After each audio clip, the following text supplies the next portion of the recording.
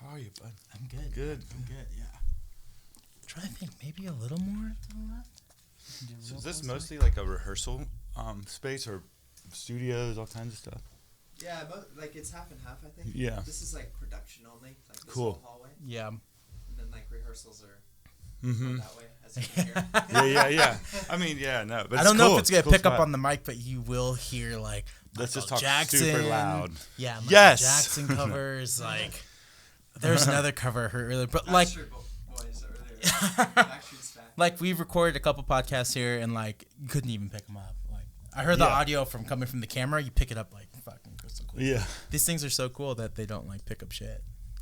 Awesome. Yeah. And Do you record a lot by yourself? yeah, at that's been kind of lucky. Is I live in a duplex, but my neighbors, they're not like old. They're maybe like in their 50s, but when they moved in, I kind of told them, I was like, well, I do music. Here's my number. Like, just text me if it ever bothers you. And they just never texted. And there would be some sessions I would like go like past midnight or kind of late, and I'd see them on the porch. I'm like, am I bothering y'all at all? They're like, not at all. They're like the chillest. It's been. Hell yeah. I mean, there was a point in time where I even borrowed a drum set from my buddy's a tour manager, had this backline kit, and I was like, I want to do something. I was like, tracking drums in the apartment, but yeah, it's been cool. But damn, so it's mostly like demos, but still. Yeah, so I guess we can go from like the start. Like, I was kind of going back on some old YouTube videos, and I came across how I found out about you was through ABC News. Oh yeah! Oh man, that profile they did. Yeah, Dan. What's his name? Yeah, he's like kind of big time. Yeah, Dan Harris. He's like big time now. Yeah, I think he was probably big time then too. But yeah, I only knew him as the guy who did Amplified. I watched all of those. Yeah, back in the day. He did. That was a big deal for me. Yeah, I remember I like slept in the van. We were in New York, and I forget. You know, like a younger touring band. It was either like. I think I like somehow agreed to be the one that stayed in the van to like make sure it didn't get robbed. You ever done that in like the big cities? I've done that in So I like slept like crap in New York, like in the van, and then I just remember like, you know, New York's always crazy. It was like an early morning interview, and the tour manager at the time's like getting there, we're like scrambling late. And I remember it was one of those Starbucks, those like packets that you just are supposed to mix into the water. So I'm like trying to wake up. I slept bad, and he's like, I'm dumping that in like a water bottle. And like, that was like right before, and then I'm like, oh really? Hello ABC News. Like I'm cool. Yeah, and they kind of talked about like I remember he asked you some questions about like recording, and did you do that first album by yourself? Mm-hmm. Yeah. On like it was like a Boss digital 8-track. Do you still have the 8-track? I still have that. Really? Yeah. Damn. And I had it like I have it here, and I brought it, and I actually I kind of like dusted it off and busted it out just to I did some little recording with it, but it's really cool. It's like a built-in the cool thing about it is it's sort of made for beginners, so there's like a built-in limiter. Oh. So when you peak or you clip, it like has like a nice it's digital, but this nice kind of crunch to it. I don't know. That's cool. So that's like. Do you think is that where a lot of that like distortion came from? For sure. I had no idea. I was just like probably going too hot. Yeah. I wasn't like totally intentionally making it lo-fi. I guess I was just like, I was just thinking about it as like demos or something, but it came out. It was the right time to come out. Man. And actually, that was like that whole lo-fi. I came out with the lo-fi record 3 years late, so that was fun. Yeah. When all the labels are like, what's up? Man, there was something nice about those days of like, I mean, it's a combination of youth with the sound too, I guess, or something, but it was a nice, like, you weren't tinkering then, you know? It was just like, bang it out. And there's something so great about that. Yeah. What do you think the difference is now? Making music like now we're out of that decade, but that was like 2010. Mm-hmm. So like, how do you think the industry's changed now, or how do you think your process has changed now? Yeah, it feels like something is like a new wave or philosophy or approach might be starting to emerge again. Yeah. You know, it's like because I think everyone kind of ran through that. You know, the Pro Tools endless takes and and like. Easy to try to perfect things, and I think I don't know. Do you feel that a little bit too? Like maybe like we're starting to like really embrace like blemishes and things being off grid and I've always been that way. Yeah, I've actually recently, like with this next record, it's all like on the grid. Yeah, and that was like really weird for me to do. Yeah, because I'm so used to like, oh, well, that sounds kind of fucked up. And I think I learned like, I think that's why me and Jonathan Rado worked so well together was that like he embraced the fucked up. Yeah, he like really embraced like the fucked up parts. Like, oh, that sounds fucked up. Yeah, like, let's leave it in. You know? Oh, totally. Which is why I think we worked so well together. But this last time it was just like very to the grid. It's like a dance record, so like it kind of has to be. Do that. Kind of has to be onto the grid, but like, yeah. That's great. I'm excited to hear that. Yeah. So yeah, I don't know. Like, yeah, things. Yeah, it's always whatever sounds good. Yeah. So then, what was that process like? So you recorded that record. How did you get connected with like Merge? Did they find you, or did you find them? Yeah. So with the first album, did that come out on Merge? No, they just reissued it. Okay. Did like a repressing thing, but so it's funny. I like had my my sights really on Merge. Like I like did that record and I was like, this. I think they'll really like this. And I remember like I sent them with a demo. I mailed them like sent like a bunch of flowers with the demo for some reason. I was like, maybe they'll stand out. And then Mac years later, he's like, that's probably why we didn't check it out at first. We're like, flowers. But I thought it were, I don't know. Yeah. It was like a dozen white roses. That was a lot of money for me at the time. And then, so it was funny. I had my sights on them initially with that. And then it got picked up by a label out of Portland that was ran by someone from North Carolina who had moved there. So there's sort of this connection through, Wilmington, North Carolina. It's like sort of a beach town. There's a great record store that's been there for years, Gravity Records. And Matt Keane had come across like a CDR I was like passing around. And so he got in touch with Matt, and then Matt dug it, Matt Brown, and signed me to Bladen County.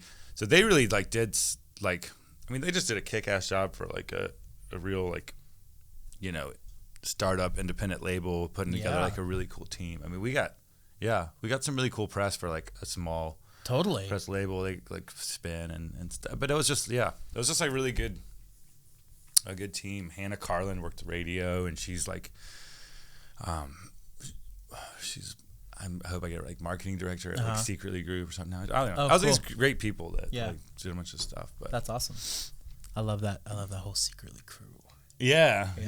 I've had my run-ins with that crew. I hung with them pretty hard the other night at that the Moses Sumney show at Bootleg. Oh, you went to that? It was crazy good. Moses is so good. Yeah. I met him once. It was like Whitney's first LA show, and I went to that, and Moses was there, and like UMO was there, and I was just like, let me try and talk to everyone now at once, like, but it was crazy. Yeah. He's doing like a string of shows at the Bootleg. Like a residency kind of thing. Yeah, I think so. Yeah, definitely good. I mean, it was powerful. That's awesome. Yeah. He's so good. Dang, man. Okay, so you did the first record. You got some good press. You went on ABC News. Or was that was for the second record? Yes, that was for the Merge one. Yeah. Oh, and then that next record. So then Merge got interested in it wasn't like I mean, it was also like I had that initial dream to be on that label, but like it was hard. Like it wasn't like Bladen County is not doing. It was kind of a tough call, but I was just like, this is a dream. But yeah, I went with Merge, and still with them. Yeah. Wow. And then you guys toured. How I feel like touring also back then was different too. Like I feel like kind of, but like at that point in the early 2010s, it's like you put a record out, and if it got some love, it got like on Pitchfork, Spin, all those things, and now you're touring for the rest of the year. Yeah. I don't know if it's like that anymore. Yeah, it's like you put a record out and maybe you tour for like a month. Yeah. Yeah, I feel the same way. I want to like, I mean, I guess the key is to find, it's tricky. I don't want to like, I don't want to say anything bad. I don't know. It's like some of the booking agencies. That's what this podcast is about. But yeah, maybe let's get real. But it's bridges. I mean, I think that there's just so much music coming out, so much great music coming out. Yeah. And it's like, I think we all get that feeling there's like another thing coming down the pipeline right behind us, and you get your like 2 weeks of you put a record out. You get a moment. Yeah, I mean, we're talking to some European booking agencies, and have finally lined something up, which is good. I've had like a real hard time getting to Europe. But anyways, you know, it was like the record had been out for like 5 months or something. They're like, it's too late. And Yeah. it was like I spent 5 years on this. No, but you know, but yeah, it's just like there's so much stuff coming down the pipeline that, yeah, I mean, it's all about like a strategy and like lining it up, I guess, these days. But I do feel that. I feel some frustration where I wish, you know, we were touring more often, but I feel like I'm getting answers from booking agents, people that are like, well, you need something fresh in the press to go off of. And it's like, I don't know. So there's something to be said, just hit the road and play for people. I mean, I've seen a lot of bands like build stuff up from that, just like relentless touring. But yeah, I don't know. Well, that's like spring the whole chicken, Dr. Dog thing. I'm a road dog. I love that road life. Yeah, I've slowly have turned into the road dog. Yeah. Yeah. As soon as I did like 2 weeks, I was like, oh, I don't know. It's kind of, I don't think I like this. And then I did 3 weeks. I was like, oh, I kind of like this. And then you're like, I can't ever stop. I don't think I can stop. Yeah. I did like 10 weeks last year. You're like driving. And that was like the most I've ever done. Trying to identify with like truck drivers or you're like, I know how you feel. I'm wondering if it will wear off though. As soon as I've seen, like, cause I did 2 nationals last year. Does it wear off? I'm like, okay, I already saw New York. I already saw Philly. Yeah. What am I supposed to see now? Like, you know, especially Philly. I already saw the touristy things I wanted to see and saw the Kurt Weill mural and, you know, you see all that. Like, does it wear off or is it just fun to go to these cities over and over again? How do you feel about it? We did, like this past year, we did like a shorter week, like a 2-week tour on the East Coast. Then we did that national tour with Teenage Fan Club, which was amazing. Awesome. I love Teenage Fan Club. That was like a really, you know, a support tour is like perfect. Or some, you're like so getting the green rooms, and like, you know, and like there's something like how much from Bandwagon S do they still play? A really good amount, yeah. That's awesome. Yeah, I would go see that then, because that's like, of course, that's like the one album, but like the album really hit me hard. Yeah, and this one that's like lesser known that I've been obsessed with is that it was their first single. No, it's the very, very first thing they ever released.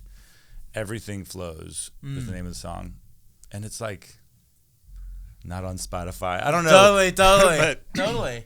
I don't know why. It's definitely my favorite song of theirs, and they usually would close with that. But check out Everything Flows. Yeah, by Teenage Fan Club. It is. That's a banger. Were they a good hang? Were you guys able to hang? Yes. Or is it kind of like, you know, they're in their green room? No. Like, actually, in most of my touring expenses, they were some of the more personable. Wow.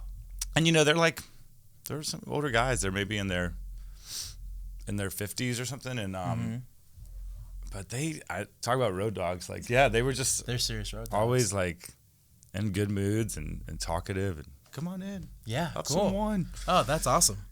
With that beautiful Glasgow accent. And that was maybe one of my most memorable favorite tours. But that's crazy. Good crew. Well, it's good that you're still having these like great tours even so long into the game. Do people call you a legend? And do you take offense to being called legend? Like, you've hit this legendary status in indie rock. Because people tell me that, and I'm like, I haven't done anything. Don't tell me that. I mean, I don't know. I have been called a legend before. I'll take it. I don't think like that. It's just, but you've been in the game for a while. Been around for a while. I mean, I think my first band was around like 2004, 5. Cool. So, I mean, it's getting up there. Yeah. But I guess you kind of like. So I'll be 40 this year, and I feel great about it. And I'm like, I feel like there's this sort of pressure on musicians to like get all this stuff done like young, and we have this like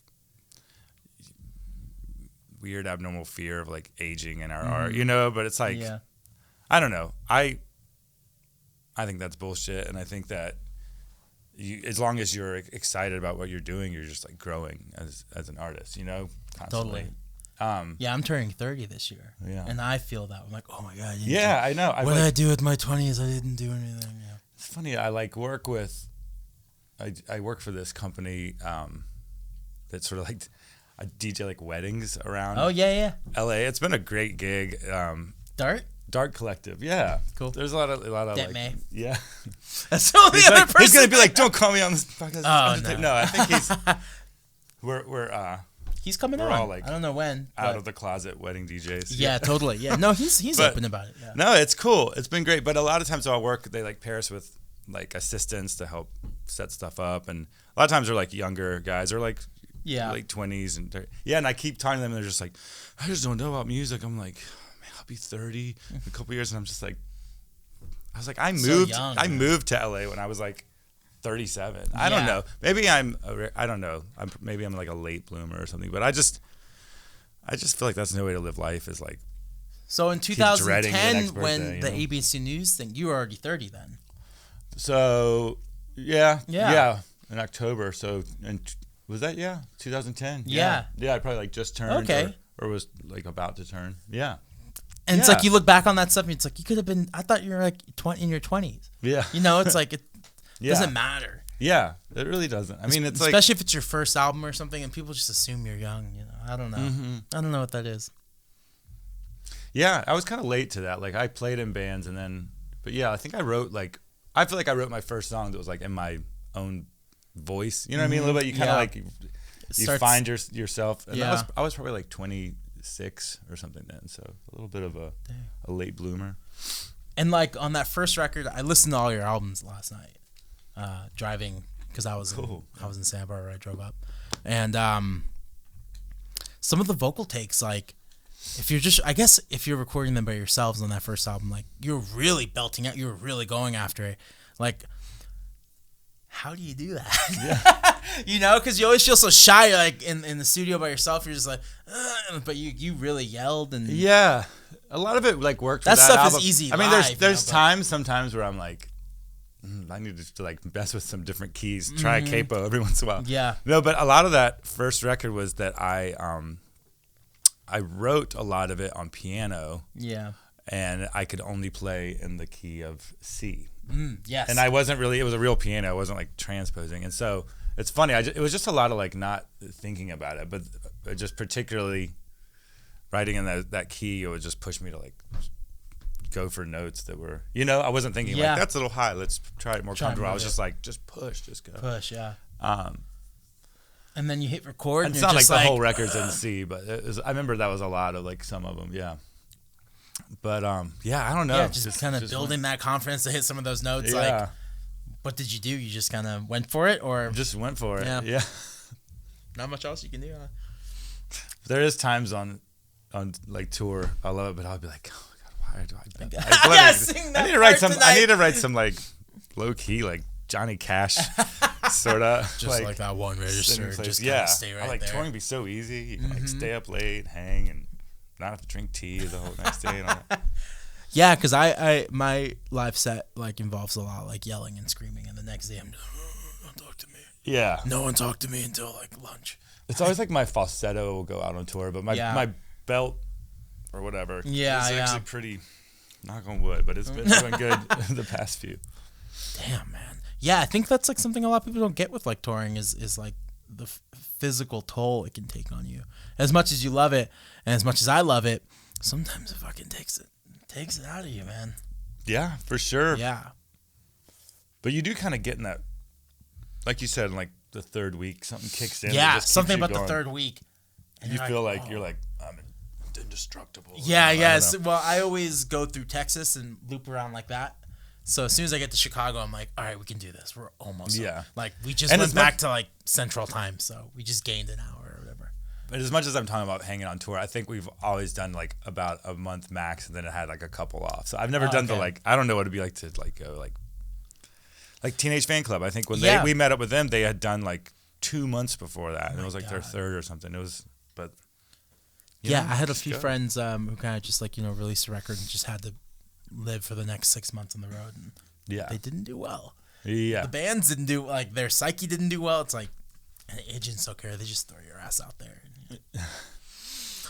By the time this comes out, I will have announced like a 10-day tour, and it starts in Phoenix and ends in Portland. which I'm stoked about. Yeah. I'm stoked about, but like I have to drive all the way to Phoenix, play some shows going up, and then by Portland. What's the routing like on the coast or like? Up? No, it's Phoenix to Salt Lake, Montana, Billington, Montana. Been there. Billings. Denver, Nice. Yeah, Seattle, Portland. But I haven't been to Montana yet. But that's a crazy. It's like a mountain route. Yeah. That'll be fun. It'll be fun, but it's not ideal when I think of like a tour. And it's not in the dead of winter, which it can be brutal. There. Well, everyone says Denver's really nice in April. Yeah. So that will be nice to finally see that because I've only toured in the summer or the winter. Yeah. Yeah. And I'm never touring the winter again. Well, I won't say that, but like never again. But like we had a really rough tour in the winter. Yeah, I always screw that up. We're like in like the Midwest in the winter, and then we're like in Florida in the summer. I'm like, I gotta like switch this up. What am I doing? I'm like, it's nice in California in February. Yeah. Why? It should be nice in Chicago in February. Not. Oh man. So then there was kind of a break. Then you took like a little bit of a break. Yeah. Would you say that, or what was that period where they're just? I didn't hear from you and. Yeah, in between the third album, Ruby Red, and then Baby Grand, the last one. How big of a gap was that? It was between releases. It was 5 years, which was a long time. But I did do another record with another like a side project, and I did 2 records that I like co-wrote and co-produced and stuff, and then I mixed a record for a band last year's. So it wasn't like totally not absent, but I think it wasn't as big. Yeah. And then like the side project came about in this sort of organic, but it was a way that I don't think people would expect from me. It was like me and my friend Rob Walsh, and then Tom, the drummer for Love Language, started these jams. And Rob comes from like a big like doom metal background, and somehow we ended up making this sort of heavy thing that turned into a record. It got released on like this Swedish label, Temple of Torturous. That's like on my resume. It's like Merge Records, Temple of Torturous. But yeah, so I don't know, like it was fun. I was really happy with it. But yeah, so there was some stuff. I think it did look like for people that were like watching Love Language, like what did he do for 5 years? Yeah. But it was like you were still busy. Doing stuff. Yeah. Yeah. People recently have like talked to, like I went to El Paso and she was like, "Oh, you've been taking a break." I wish. Yeah. I wish I did. I'm glad you thought I took a break. I'm here. I've been writing, recording while trying to maintain like a job. Yeah, and it's very like it's healthy for me to when I feel burnout with like Love Language to like do something different and then come back. It's like I don't know. It's like living in LA. It's great. It's always sunny, but you have to like go on vacation every once in a while and like get out to come back and appreciate it. It's like. And you're from North Carolina? Mm-hmm. Which part? I was actually raised in Cary, which is like a suburb of Raleigh, but pretty much Raleigh. Yeah. Yeah. Dang. Okay, I played Asheville and I played Durham. Okay, yeah. Those are the 2 places I've been. Durham's like kind of close. It's like the triangle. You hear that term, yeah. Yeah. But that's a really cool thing about that area is you do have like Raleigh, Durham, Chapel Hill. I mean, there's great music. You can play Asheville, of course, but that's Asheville. I'm most Asheville's familiar. kind of out of the way. Yeah, but it's like its own thing. Yeah, it's its own vibe, but it's awesome. I've always like kind of considered living there, but I really love it there. But yeah, I'm familiar with the Triangle, but there's just these great little like music scenes and communities in those 3. And each of those cities is like 20 minutes from each other, 20, 30 minutes. Yeah. Before I moved to LA, I like sort of just bounced around them. I'd be like, I'm sick of all these people in Chapel Hill. I'm going to Raleigh. I'm sick of Raleigh. And I did that forever, and I was like, I gotta like, it was like a pinball game. I was like, I gotta like, I gotta get out. Oh man. And now I'm moving back. Yeah, you're moving back. I saw your post. Yeah. Why? So what started over Christmas break as this guy Charles Crossingham and John Whitley, they sort of like had been collecting like vintage gear, and they got a lot of Chris Wallace's gear. Like he had a fire or something. Do you know what this? I don't know the whole story, but some of his studio burned down. And then this guy John, like he's like a whiz and like repairs all this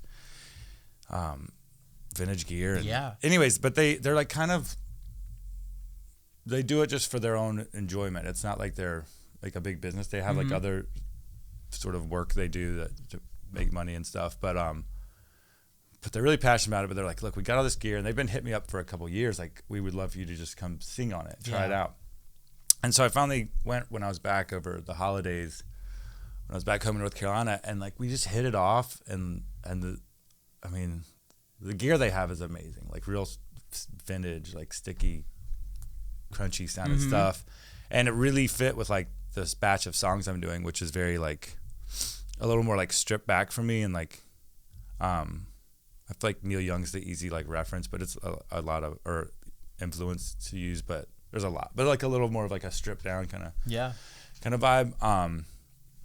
And so then like talks began about, well, let's maybe like I'll come out here and let's record in March, and then I don't know, just talking with them more and more, it led to them like wanting to get really involved, and I don't know, we got plans to like try to make something real special out there, and it just as like a studio and trying to record bands. Yeah, kind of. Exactly. So it's kind of like an open-ended like studio. Whoa. That doesn't have a beginning or end date. Yeah. They're really great guys. We've just been talking so much, and we're gonna get into like pre-production. I don't know. I've got probably about like I'd say like 20 songs and then like 40-ish ideas. There's like a whole lot we're gonna like dig into. Yeah. Then what's your are you gonna trim it to like 15? Exactly. And then trim it to 10. And whatever. Something. Yeah. So that's kind of the goal. Is we're just gonna get in but I'm really excited to. I've always sort of made the records, even though I've had like Tom, who's drumming me forever, and I've got like a touring crew, but I've always like gone in and made these records sort of like based off my demos, and I kind of have like a checklist. I'm like, let's do the bass and let's do this. Yeah. And I'm really excited about maybe like bringing in people and like building it up in a live setting. This is very much it's going to be like the most organic record I've ever made. I really wanted to explore that and on this. So, but yeah, I'm real excited. It was tough to leave LA after like, I was just getting really settled. It'd been almost 3 years. 3 years is a good time to be in LA and then go. But yeah, it was just one of those opportunities that I was like, I gave it a lot of thought, but I was just like, this is something I feel like I don't want to just schedule like a month or even 2 months to do. I think I want to go back and really like and dig in. So yeah. What's the fear that maybe you'll spend too much time on the record? No, is there a fear of that or no? No, because I think I've been through that and I've learned from those mistakes in the past. Yeah. Cause so we've always talked about that. It's so easy just to sit on shit. It's never done. Yeah. Right now I'm mixing and that feels like it's never going to be over. So yeah. Yeah. Well, I know I want this one to almost like the character of it to be stuff that feels like first takes and like and like blemishes. And if I'm like the vibe's there, but one note was a little flat, I'm like, fuck it, like leave it. Yeah, I guess it's easier said than done. You'll like, I'll come back here 4 years and I'm like, it's not done yet. Trust me, it's a dance record now. We're having to move everything into a grid. Speaking of dance records, like dance folk. Speaking of dancing, do you want a beer? Yeah, dude. Let's pop these open. But I was listening to Baby Grand. We got the Golden Road Melon Cart. Nice. I bought these all for the Super Bowl. Actually, melon. That sounds good. I'm like usually like just like. Big shout out to the Golden Road.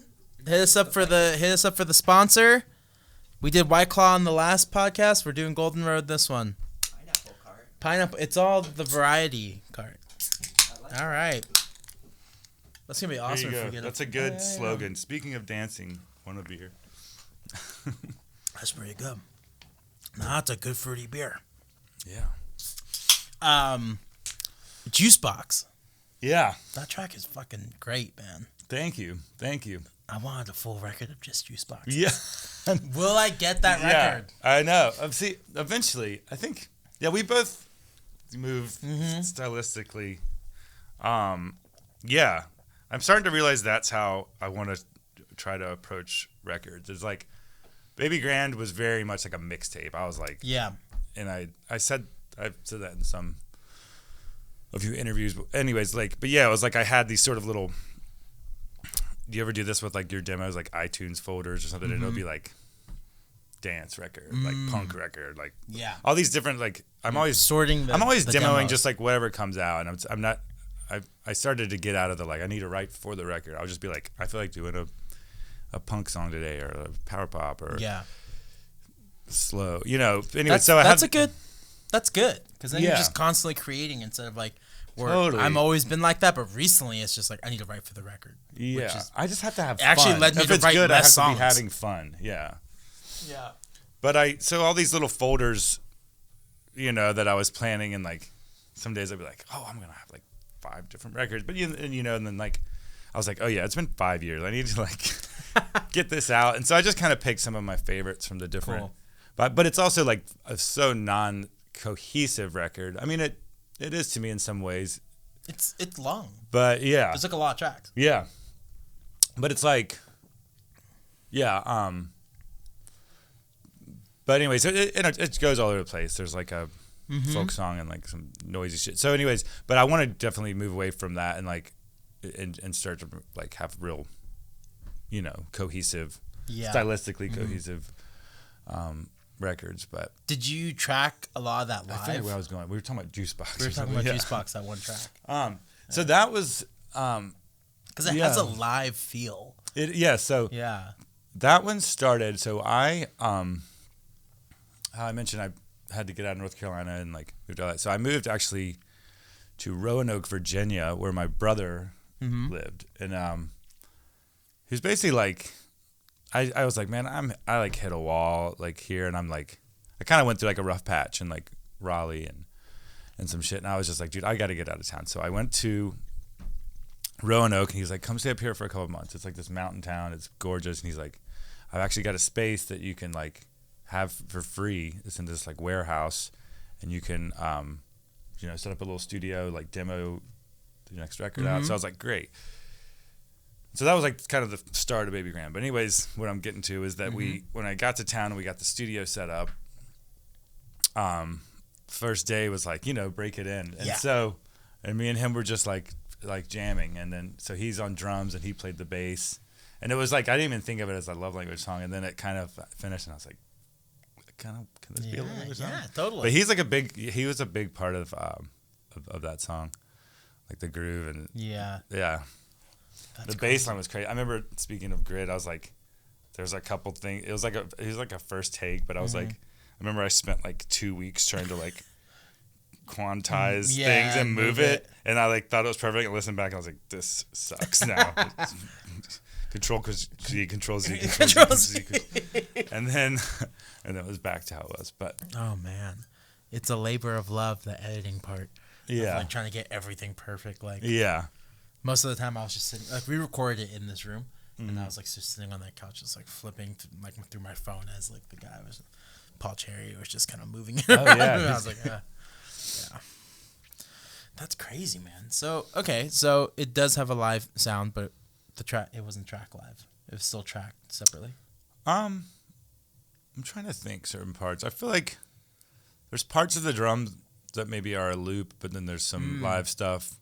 The bass was all live. Maybe that's what keeps it. The bass was all kind of like one take straight through. Yeah.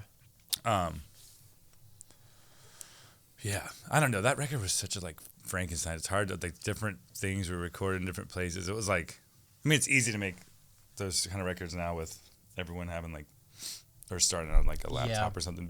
But that was a total Frankenstein record. I think some was in Roanoke, and then overdubs were done in LA, and then some more in like Greensboro, North Carolina. It's like cross country record. What was the thought about moving to LA? Why did you want to come here?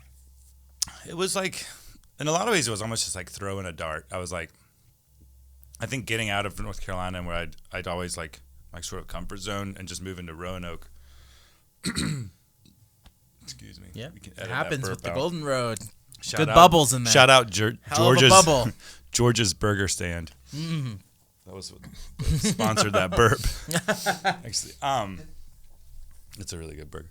No, so anyways, moving there, I don't know, it just sort of like got me like, okay, moving can be a scary thing when you're in your mid-30s, you've never done it. You're like, I don't know. So that just got me out of that comfort zone. And I was like, I think I'm ready for like a bigger move. Like basically like my kind of time in Roanoke was coming to a close. I was there for a few months and demoed the record, and I was just kind of, and I was like, it doesn't feel right to like go back.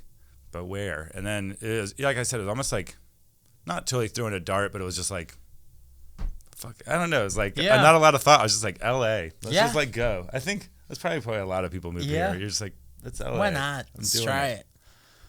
I'd always loved it, like coming, on tour. It was just like this magical place. You're just like, but didn't know a lot about it. Had some friends here, which helped the transition out, but yeah, just kind of went for it. Wow, how scary. How frightening, man. Like I'm like from Southern California, so the idea of me going to LA is like, it's fine. It's just like an hour and a half south. But like if I had to move to North Carolina, I'd be like, oh shit, what am I doing? Yeah, I don't know anyone here. Like, no, it was big. I mean, I think I still don't know, but it did help. Like I moved here with a girlfriend at the time too, and that we're actually really still like we're good friends. That's awesome. A little like, I don't know. This is weird. Talk about too much. But anyways, like, no. But it was like we really helped get each other out here. Totally. It would have been hard to do, I think. Oh, was she also from North Carolina? She was from Roanoke. Oh, okay. Yeah. Damn. That's awesome.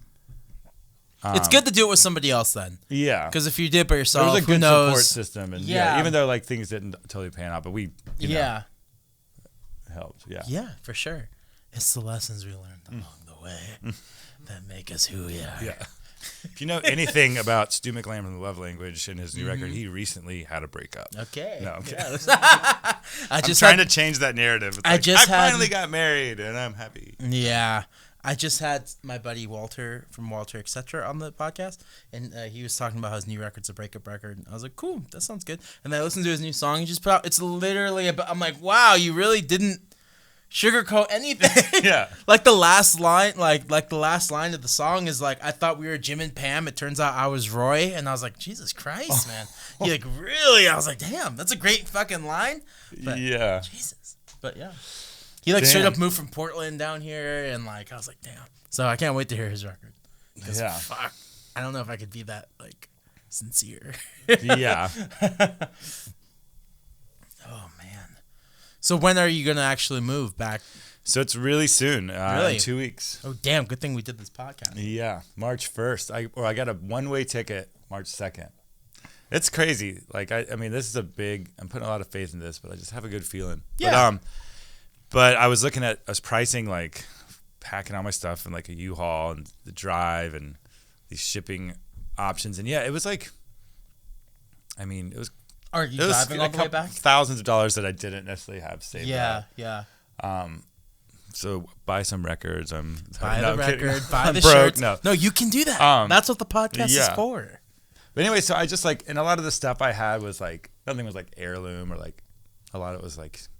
IKEA and some cheap stuff, whatever. So I was just like, I'm going to sell all this shit. Oh, cool. Pack a couple bags, my guitars, my monitors, stuff I like really want, ship it. So I'm just like, really? I'm really doing it in one-way ticket. Yeah. Oh, so your body. I have a shit ton of stuff up on OfferUp right now. And then all your things. Yeah, go ahead, sell it. Yeah. Selling shit's hard. No. This will come out after I'm gone, though. Right? Yeah, it might. Probably. I don't know. But selling shit out tonight. Hit me up on the Facebook Marketplace. Yeah. That's where you can find me. Like I've been selling I bought a camera like for the podcast. Mm-hmm. And I found out it had a time limit of 30 minutes. 29.59 seconds. And I was like, well, that fucking sucks. So the first one we did with Paul Cherry. This and it would just cut out? It just cuts. And then you have to hit record again. Because then it gets classified as a camcorder. Little timer, so you know. And and I had him. I was like, Eric, could you click? And he's like sitting there, and I was like, we did one like that, and I was like, that's it. So I did more research, and now I'm still trying to sell that camera. Yeah. Put that thing on fucking credit, slowly paying it off. But as soon as I sell that camera, like I'll probably be able to sell, put it all back in. OfferUp, man. That changed. If anyone's looking for a Canon I was like 70D, Craigslist, and someone told me about OfferUp, and I posted honestly, like my inbox, I'm like probably gonna get bad ratings because I have like 20 messages unread or something. Yeah. Response time is very weak. Yeah, I put too much shit at once, and I'm just like, trying to I manage think maybe all of it. they're getting this Tuesday. I need to that's what I'm doing after this podcast. That's a whole nother grind in itself. But yeah, is the marketplace.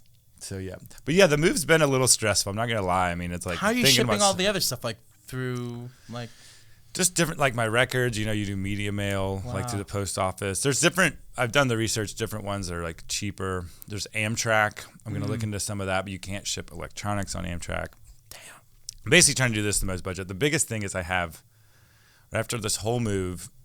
So I've got some like work lined up and a temporary place for like a month or two before I get it. There's like some transition stuff, but I have a bachelor party in Atlantic City the first weekend, so I'm like, yeah, I'm gonna make this married. work, but no, yeah, or my friend's bachelor party. I need to clarify. Okay, my friend's bachelor party. I'm not getting married, and I would not go to Atlantic City for my bachelor. I've never party. been to Atlantic City. Is it better or worse than Vegas? I've never been either. What? Yeah. Damn, you should have went to Vegas while you were here. So I'm either I think I'm in the wrong mentality. I'm like stressing my money moving back because of this like party. And I'm But telling I you, need go to to Vegas. I need to go to Atlantic City and just rake it in, and then Oh yeah, that's all you need to do. Win big. bet on black. It's Bet that or black? easy. Which one? Yeah, it's that easy. Just go to Vegas and win a lot of money. If you know anything about sports, maybe sports gambling's the best for you. Like we won like I don't know $100 on blackjack, and we came back and told my girlfriend's brother like we won $100, and he was like, "What? It was that easy?" And then her dad was like, "Don't tell him that. You lose too. They're not telling you." I was like, "Okay." Oh yeah. We don't want to give people the wrong ideas, but yeah, no, gambling's fun if you win. Yeah. I definitely have driven back from Vegas like, wow, I just spent $200 I didn't have. Fuck. What am I gonna do? We went through Vegas on the it was like have you in played between Vegas? in between LA and it was with that Teenage Fan Club tour. We had LA and then it was like Denver. And but a couple of days off. So we did Vegas and then Mount Zion, right? Is it the part? Yeah. I think so. Anyways, but Vegas was like I did not do too good. And I'm like, you know, they're feeding drinks. I'm talking to the man, I'm like, let me dip in the band front just a little bit. And they're like, we'll sell some more and shirts. I'm like, I swear. And like, yeah, a couple beers and they keep there's a giving devil you on free my shoulder. beer. It's like, it's your band. Yeah. Take the money. Yeah. And then I'm like, it's 4 a.m. Oh my God, let's go to sleep. And time Didn't goes get too by bad. so much faster. Yeah. It's like when you spend time in the studio. Oh, it's crazy. You looking like but we it's got 9 there kind o'clock of late. already. Yeah, we got there like 11 or something. But still, yeah, it was like crazy late. It's already 3. We've been here since like 12, and we're just like, it's 3 o'clock already. Shit. Yeah. Yeah, Vegas is insane. We played one show in Vegas. Yeah, what's the like music scene or like playing there? Like I've just been through there to gamble. I know people go out because there's nothing to do if you're like a local in Vegas, so they do want to go out to music. But we played this bar and it was like whatever. It was like a Monday night, and it was just cool to be in Vegas. And you're like far away from the strip, and a biker gang came in, and basically that was the end of the show when they came. Okay, time to pack up our shit. Yep. Or else they're gonna start asking you for your merch money. Basically, that's like the vibe. Oh, damn. So we're like, okay, and then I bought like a 3-pack of the Tall Boy Modelos. That's like a Vegas staple. When I get to Vegas, I buy the Tall Boy 3-pack. Pound them as you're walking, which is a 6-pack. Which is really a 6-pack, and you know you can walk around Vegas and fucking drink that shit. If you're on the strip, you can drink on the strip. But I left them in there, and then my drummer was like, go back in there and get them. I was like, hell no. Let's just fucking, there are more beers. You can buy more beers. It's fine. Like, I'm not going to get fucking jumped for over in fucking Tall Boys of Modelo. We can get more Modelo. They literally give you free beer inside the casino. Yeah. So you're fine. But yeah. Oh, man. How exciting, though, man. How exciting, to go back to North Carolina after the 3 years you've been here. The experiences you've learned. Yeah, I know. Like almost a new man. Yeah, it does feel like that, and it was. I mean, I spent weeks and weeks like really thinking over it, and before I made the big decision. But yeah, it does feel good. It feels like it doesn't feel like going backwards. It's like because like going in with these guys is kind of a newer relationship and a new sort of adventure and. Yeah, I think it's just, it all feels really, really good. I'm a little nervous like about where I'm going to live. I'm basically like staying with Charles for, cool.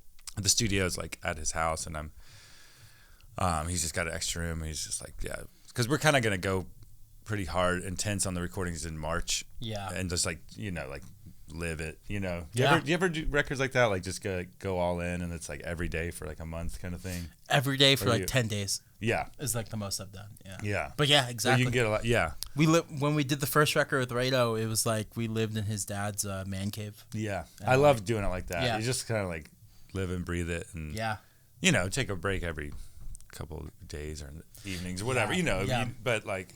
Oh, we kind of did that with the other record. Like we rented out a studio in Santa Barbara, and we had that for 30 days. But it was like a lobby of a studio. Like the actual studio was right there. No, you guys can sit up in this lobby right here. Like, okay, we'll do that. So we had that, and like, we'd go like every day. Maybe we took like a single day off or something. Yeah. But yeah, that's really fun. It actually is really fun to do. Yeah. So I'm excited. I hope that it gets the momentum going, and then like, I'm sure it'll spill out into April a little bit. It's like, I mean, it's tough to say. Like, there's part of me is like, you shouldn't spend too long on a record, but I still think there's a lot of pre-production stuff we're gonna do and get it right. But I got a plan. But like pre-production, like kind of going over the songs, the structure. Yeah, or like, have you ever tones. like it makes me kind of think of like that what's the Wilco documentary? I'm trying to break your heart. You know what it? Yeah. When it shows them sort of working and they're playing like camera, and they're playing it like slow and fast and trying a bunch of different shit out. I think that's kind of what I want is like, I feel like me, John and Charles, and like maybe get Tom or whoever on drum, trying just different like grooves and stuff, and like with every song, and just like really experiment, and then seeing what works, and then bring in like the actual players and do like a live session. Cool. We've like talked about something like that, about like renting out a house in like Joshua Tree or like Boise or somewhere cheap, and living there, playing, cooking there, whatever, and then at some point recording along the way. Mostly inspired by like that Wilco documentary. But I just love that. Yeah, it's like capturing a vibe. You know, I think that's what I'm trying to do with this record. Is very much like,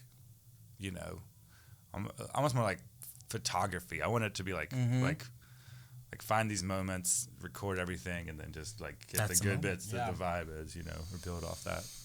Wow. And your relationship with merch, is this one going to be on merch again? Do you know?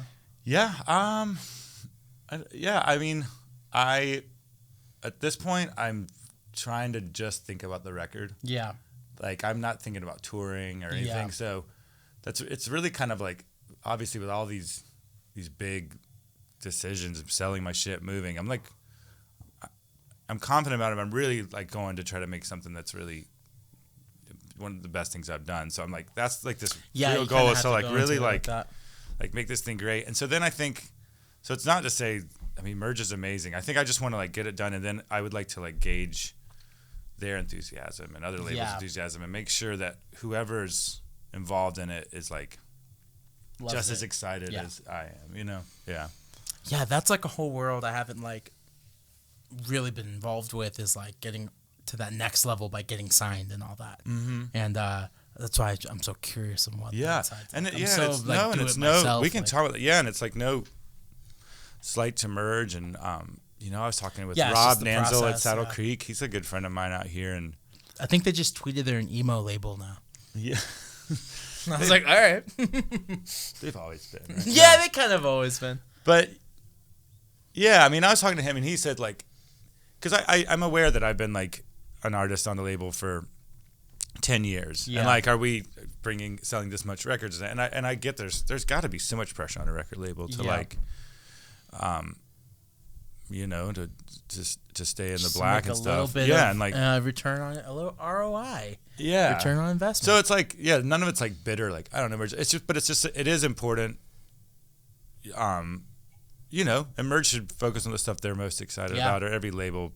But you just can't stress enough whether it's like a manager, a booking agent, anyone that you're working with. It's got to be someone that's like really excited about what you're doing, or else you're just sort of like an email they're like responding to, like, okay, Yeah, that's the cold email is where I'm at right now. Yeah, here's a cold email from me. You may know who I am. You probably don't. Here's my album. Yeah. And then they either shit on it or like it. I haven't really had anyone shit on my albums, but in the past, like, it's always just kind of been like, we think this and that could change. I'm like, oh, you weren't even there for the whole process. Now you're giving me your opinion on something that, like, well, what do you think even about albums? So I've been thinking about that more and more. Like, is it like, album? It's dead. Yeah. I think the albums are dead. It's almost like putting. But I'm still writing for albums, you know. Like, and I'm still I doing am that. too. But it's like putting an album out in a lot of ways almost diminishes the, like, it like, how do I put this? It's like, yeah, it's with the singles you're getting more and more like attention or more these things like things to put out, and like it's almost like when you have the album, people are like, oh cool, and they're like, oh, it's daunting, I don't have time to listen to the whole album, or it's like kids with our attention spans, or it's like listen one time, and I don't know, but I'm starting to feel like they're almost there's more. I'm really at loss for words how I want to word it. I think constant singles though, you know? Yeah, if you think about it, like the cost of a single is like a third of the price of the cost of a record. Like you could do like a small PR campaign, I don't know, a month's worth of PR for like a grand. The single will probably cost about like if you spend a 10-hour day, $1,000 on record and then we'll mix and master. Probably I don't know. Say like the total's getting up there to like $5,000, and then you do a video. You get a video for a couple grand, versus a record, which is gonna be like 3-month campaign. It's just gonna be. I think it's like we need to go back to lo-fi. It's getting there, man. It sounds like shit, but you know what? Dusting off didn't cost me anything. Yeah, and I made this videos made on my iPhone. I saw that. I did. I've seen that video. Yeah, but yeah, you're just like, just fuck it. Let's just do it with the iPhone. Yeah, I've always had the worst luck with videos. Not always. Yeah. There's been some that worked out, but it was a little bit of a bad situation with this guy that was working on it. Like a bunch of locations fell through, and then I don't know why I didn't do it out in LA. I should have. I'd found someone in LA. There's some talks, but yeah, there was a budget thing too a little bit. There was a big budget. Anyways, all this shit fell through. We ended up. It was hard. It was just the video turned out so bad I like couldn't put it out. Yeah. But Merge was like, they didn't hate it, but I was like, I hate it. And they're like, yeah, we spent money. I was like, yeah. Anyways, and so I was like, I'm just gonna make a video. And on your phone? On my phone. That's cool. What app did you use? Hyperspective app. Cool. There's somewhere I'm dancing and playing guitar where I like moved my coffee table out of my living room by myself. It was pretty heavy. Did all this dancing, and then when I was going to pull it back, I threw my back out. Oh shit! And I was like immobile for like 4 days. So I literally threw my back out making that video. Oh my god! Just for you all. Just for the loving audience. But yeah, it's like it is funny how I don't want this to sound like weird or bad or I don't know. It's like I feel like it's almost like bands are it's more like a brand like that's constantly doing stuff or like constantly like reminding people that you exist. And you know sometimes I can be bad at that, but you know what I mean, a little bit. It's less like here's an album and we tour and you're more just this the love language, or maybe to be successful it is just like a constant. The love language is a small business in itself. Yeah, and it's like you put out merch, you put out music, which is the product, and then you need to constantly have product like any other business. Yeah, but music doesn't get created as often as like merchandise. Yeah, so it's a little harder to scale. Yeah, and that's why it's good. That's why I did the podcast. Like this is just something to constantly put out that's free. And it gives me an excuse to like hang out with you and stuff, especially because you're leaving. I don't know if I would have gotten the chance to like hang out with you before you left, you know. And it's just stuff like that. It's just nice to have constant content out. Yeah. And Dante Elephante is a small business, a very small business. Yeah. That makes very little. No, hey, I'm like same. So it's good. It's kind of good to think of it that way. Of course, it's art, and you want to make the best art you can, but we all gotta fund it. We gotta be. Shit's gotta get funded we gotta be somehow. all brainstorming how to help lift each other up, how to like come up with ideas. And that's like the whole thing too about this podcast is that like we don't have that. We don't have like a real music podcast that talks about this shit. Like I always talk about the Rick Rubin has a podcast, but that's just not relatable. He's like interviewing Andre 3000. Andre 3000 hasn't worried about money in like 20 years. Like I worry about it now. I'm worrying about it now. Like, I have to rent a car for this next tour, you know? We should just find Shit a bunch like of like-minded people like in our situation, and we need to get like a big school bus and do like a touring festival. We all backline. We conference. A music conference. Yeah, and we're just touring town to town and setting up under a little tent and just cooking some hot dogs or whatever. That's what I'm saying, man. Yeah. We play the shows, record podcasts. It's fun. It's really fun, but it's something I never thought I would do, but you know, it's perfect just to have shit out there. Yeah. Yeah. Totally. It's so crazy. Man. But yeah, I'm totally with that. I'm like, as much as I'm gearing up thinking about an album, I'm very open to the idea of like, maybe it's just a bunch of singles. I don't know. Yeah, it's kind of hard it's to more like about what look feels at like fulfilling and what feels fresh, and less about like desperation. Like I'm trying to make it, but it's like you gotta have like really enjoy it. And I've recently but yeah, heard, it's just like things are changing. So I've recently heard some singles. I'm like, that's not a single. You shouldn't have put that out. Yeah, like that's great on your record, but that's not a single. Yeah, I think people, if we're gonna go to this single like format, it's like they need to be fucking singles. Like you can't just put like your whole album out one at a time. Yeah, I mean, what is the last? I admittedly should listen to more. I do listen. It's not like all like old stuff, but as far as like an album, what do you think is a recent album that isn't just a good album, but that's something like akin to like? It's not like I only listen to Wilco, but going back, Yankee Foxtrot, something that's very like one artful. Of those big moments. That's such an album. Mm-hmm. Do you feel like something more recent that's like got that vibe and is less like? Because I feel like now it's like everyone's like got to make everyone a single, or like everyone's got to be like really good. But is that true? Like, do you think a Yankee Hotel Foxtrot could work in 2020? The closest thing. Oh, and if it could work in 2020, or like something in that sort of format, a real big long. I don't know. Tame Impala just released that new record, like but we'll only know the singles. Yeah. I don't know if I'll connect it with the whole album. I'll be like, I like this track, and this track, even though it's probably gonna be the biggest record of first quarter of the year, you know. But I don't know. I can't even think of the last like great record that came out. Probably like fucking Salad Days by like Mac DeMarco. Like that one was like a vibe kind of. That one like kind of played throughout. Like every track was like pretty good and had a moment, and also really just determines on your age. It's like that Kevin Morby album I like. I'm trying to think of that. It's like what Lauren Michaels said about like what's your favorite SNL cast, whichever one you watched when you were in high school. I think it's also like determined with music like that too. Totally. Yeah. It's like, oh, Yankee Foxtrot Hotel. Like I know where I was when I listened to that record, and it means more to me because I was like 20 or I was like this age. I think that has a lot to do with it too. Yeah. So who knows? Like that Tame Impala album could be fucking huge for that next generation. This new one that just came out. Yeah. They'll look back and be like, "Oh my god, that album was so good," and be like, "Oh no, listen to a couple tracks off of it." Yeah. That Kevin Morby album was great. Yeah. I don't know, man. We gotta make it. I always watch I'm Trying to Break Your Heart before like I leave on the road.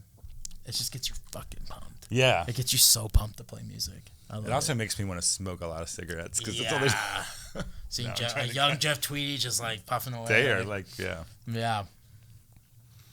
I love that one. There's that Oasis doc on Netflix. I watched that before I'll go on a tour too, just to get hyped. I haven't seen that one. It's pretty. It's so good.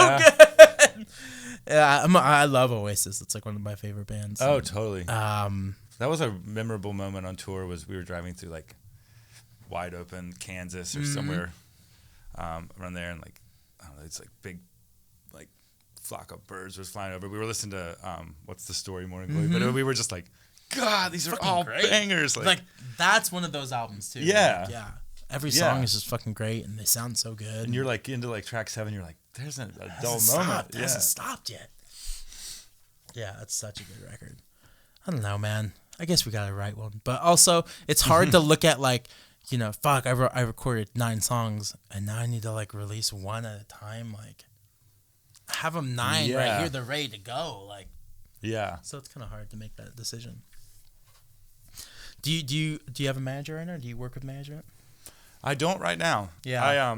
I've had some over the years. I don't know. It's like a combo of either. Yeah. What's your experience? I wasn't totally happy, or then I've also had people be like, "You need to let go of the reins a little bit," and so So I've admittedly maybe some of me, yeah. But I don't know. I almost like I want some like old school Hollywood guy, something who's just like an asshole. Like that's what that's kind of manager I want. Yeah, I'm being I don't told know. to get one right now. Yeah, I've had the like, and that gets some a little friendagers and stuff or whatever. Okay, and it's cool. Yeah, I don't know.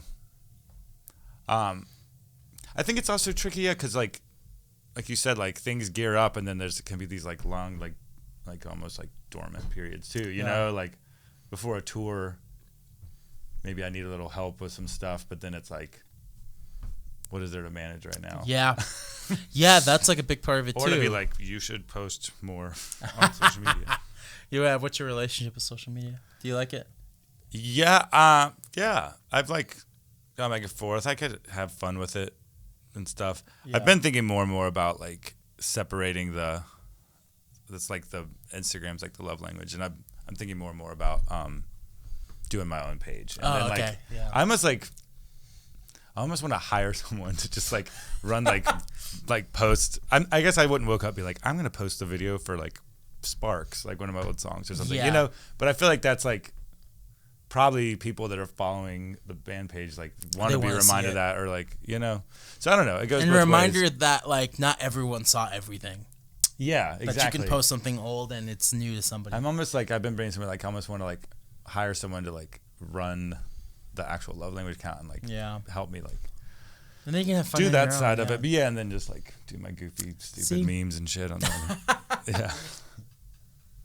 That's crazy. Yeah, I've helped out. Like I also do social media marketing for some companies in town in Santa Barbara, and it's pretty fun. Like I don't know, it's just different. It's just not as it feels different. It hits different. You know, when you're posting for somebody else, you're like, I don't know, this looks good, fucking post it. But for me, it's like more fun, and I do it for myself. And there's like that balance of like, you know, I want this to be authentic in me, but also it needs to like kind of pertain to the band. Like if I'm just posting pictures of me and my girlfriend all day, like totally, that's not fun for anyone but us. Like yeah.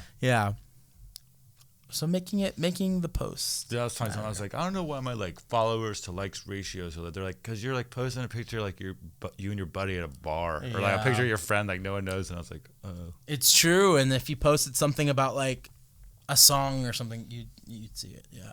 Sometimes I'll post a picture. I'm like, oh, that picture didn't get a lot of likes, but then I'm like, here's a video of me playing last summer, and then it blows up. I'm like, okay. That's the thing with social media. It's something that I'm not. It's like. I'm not that interested in it, or like I'm not that motivated to do it. But I understand it's like such a part of the game now. But I don't know. I just want to hire someone to do it. But yeah, I get that. Finding time to write too is like super important. Like when you have to deal with like a lot of all times these I want other to things. Just like I want a flip phone and just like I feel like I want like a flip phone. And I want to like read books. You could put a timer on that thing. Again, app, and it puts like a screen lock timer of like it counts how long you've had that. Yeah, you can do that, especially when you're recording, like because that thing. Gets when I record, I just turn it off. Dark mode. Yeah. iMessage, shut it down, everything. Yeah. I'm like, So you're gonna spend a whole month recording? Is that what you usually do? Spend like a month? Yeah. Recording? Yeah. Baby Grand was like it was like a lot of the demos. We worked off of a lot of like the sessions I did in Logic and sort of like replaced elements in a proper studio. So I would have like Logic drums, and it was cool. We'd work out of those. Logic drums sound pretty good sometimes. Yeah, they totally do. And then, but yeah, this one's gonna be a little different. I would love to get it done in a month. I feel like maybe songs need to be fleshed out a little bit, but it could happen. It's not impossible. But I know like, well, actually for 3 weeks. So I move and then that bachelor party. So we're really doing like 3 intense weeks in March, and then I think like, so these guys have other sort of jobs and stuff, but they've devoted like March hardcore or like to go all in. But then I think we'll find times in the remaining months. But yeah, cool. Definitely, I'm gonna say it. I need to I would definitely want to have it done by May. Yeah. Yeah, at least tracked. At least tracked by May, and then you at least instrumentals done. Yeah. No, at least the drum tones figured out. Can I get this, Chuck? Can I get a little less lows in the bass drum. Could you turn that down? Could you turn this up? Tracked by May would be really ideal. Yeah. That's crazy. Do you do anything for your vocals leading up to like recording or playing live? Do you do any of those exercises or anything like that? You just go for it? Yeah, I have. It's like sometimes I've found that like, you know, do you ever get like demoitis? You know what I mean? You're like, I gotta like redo that, and it's I want it to sound just like it. Yeah. What did I do? But there's something like where like so for instance I got my voice warmed up. I thought it was perfect, and then I went to track vocals for this song Midlife, and then and I went back and I listened to my vocal take that was at like 5 a.m, like cracked out, and it was like so much better. So I kind of it's all about just that getting the vibe. So I've kind of learned that I feel like what I'd like to do with vocals is just, I don't know, like just keep trying the take until it's the one, and not, I don't know. That's kind of like pretty open ended, but it's hard to sort of prepare for it. Like, and like with this, I don't necessarily need it to be like. It's all like vibe rules everything. At least in this next record I'm doing, like technical ability, mixing, playing, all this shit. I'm like trying to just go after vibe. So it could be, tracked it first thing after I wake up. It's got the vibe. I don't know. I guess I'm leaning more towards that than like needing tea and to do the vocal warm ups. Yeah, I don't know. But I usually do that. I mean, to just simply answer that question, the vocal warm up I do is especially on tour is there's a video 15-minute male vocal warm up. Oh, maybe I should look into that. But it's pretty goofy. You do like the you do nays. Yeah. Which me and my brother were doing a lot of nay. And I feel like Teenage Fan Club's tour manager was like, what the fuck is going on? We're just like, and you have to like scrunch your nose. What the fuck? Nay. Yeah. Jumping up and down while you do it sometimes. Yeah. So something, but damn, I haven't done anything like that.